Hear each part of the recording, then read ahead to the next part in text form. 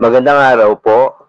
Narito na po ang magiging lagay ng panahon ngayong araw ng Miyerkules, May 15, 2024.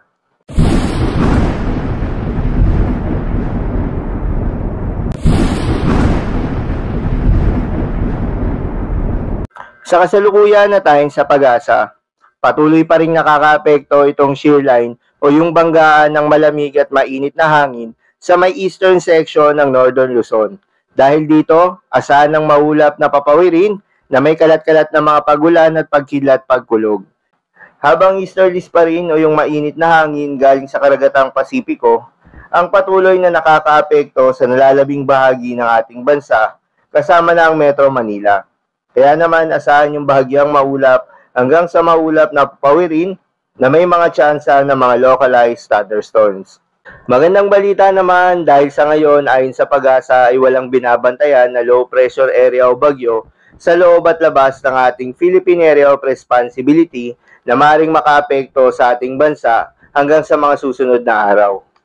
At dahil nga sa shear line, asahan ngayong araw ng Miyerkules sa Cagayan Valley, Cordillera Administrative Region at Aurora ang maulap na kalangitan na may kalat-kalat na pagulan at pagkidlat-pagkulog. Posible ang mga pagbaha o pagguho ng lupa dahil sa katamtaman hanggang sa kung minsan ay malakas na pagulan. Habang sa Metro Manila at nalalabing bahagi pa ng bansa, ay asahan ng bahagyang maulap hanggang sa maulap na papawirin na may kalat-kalat na pagulan o pagkidlat-pagkulog. Dulot naman yan ng easterlies. Posible rin ang mga pagbaha o pagguho ng lupa during severe thunderstorms.